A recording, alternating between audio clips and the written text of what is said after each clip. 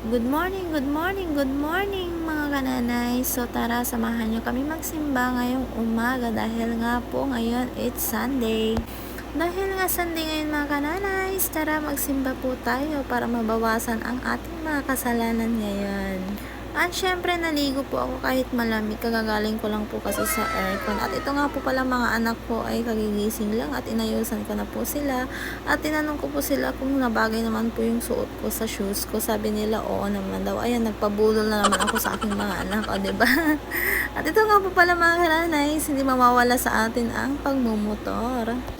Ito lamang po ang aming service ngayon mga kananay, ang motor ng aking Diyosawa. So, someday magkakaroon din tayo ng 4 wheels, charot.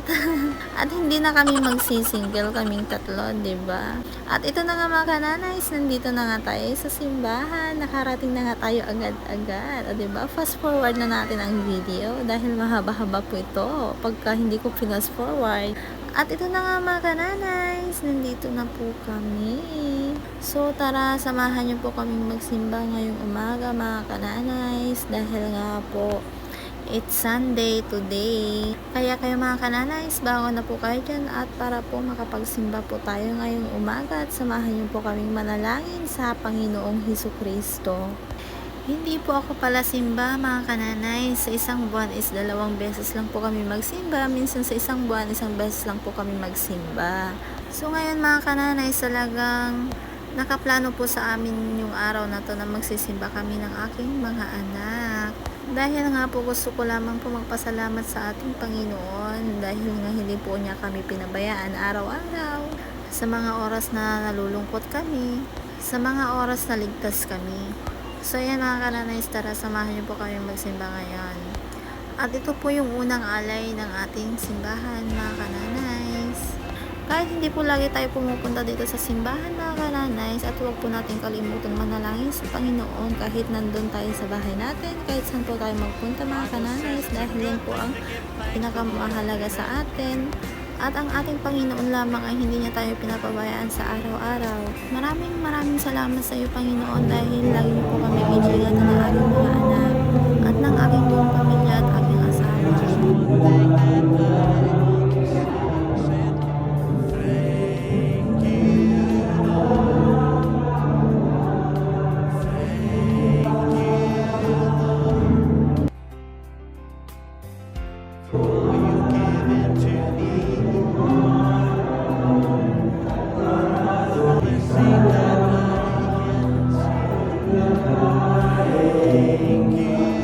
Tara mga kananay, samahan niyo po kaming manalangin ngayong umaga. Sabay-sabay po tayong manalangin ngayon mga nanay. Mahal na Ama sa langit, sa pagsikat ng araw, nagpapasalamat ako sa iyo para sa bagong araw na ito. Bigyan mo po ako ng lakas at karunungan upang maharap ang mga hamon nito. Tulungan mo akong ipalaganap ang pagmamahal at kabaitan sa lahat ng aking nakasasalamuha.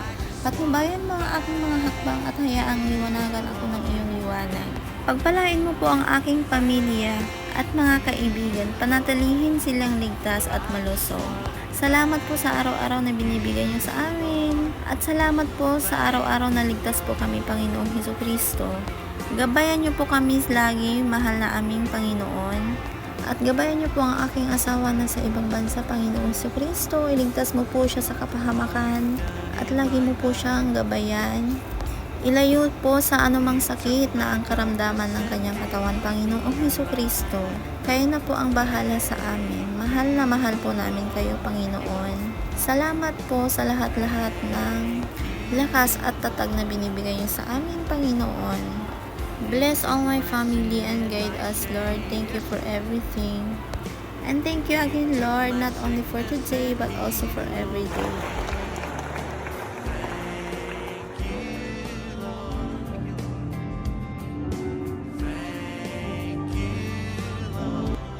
With a grateful heart, with a grateful heart, with a song of praise, with a At ayan na nga po mga kananay, tapos na po ang first mass natin. Napakagaan nga po pala mga kananays pag nakapagsimba po tayo, di ba? Nawawala lahat yung nararamdaman sa dibdib dahil nga po nag-pray ka na kay Jesus. At ayun na nga mga kananays, pupunta nga po pala kami dyan sa palengke ng Bonios. Dahil nga po Sunday today is mamamalengke po tayo ng kahit kaunti lang po ang ating ulam. At nandito na nga po pala kami mga kananay. So ayan, tingin-tingin po kami ng aming uulamin ngayong tanghali. Dahil nga po mga kananays, ang hirap pong mag-isip kung ano po talagang uulamin. Ito yung pinaka-challenging sa akin mga kananay sa araw-araw. Yung ulam talaga namin mga kananay sa araw-araw, sa umaga, sa tanghali, sa gabi, o diba? At hindi naman po problema yung pambili, kaso nga lang mga kananay, hirap talaga mag-isip kung ano po yung ipapaulam po sa aking mga anak. At hanggang dito na lamang po kami mga kananay. Thank you for watching at sana po ay nakapagsimba rin po kayo ngayong umaga. At hanggang dito na lamang po pala ang aming vlog mga kananay. Thank you for watching and don't forget to subscribe my channel, Raiden's Vlog mga kananays. God bless everyone. Bye-bye.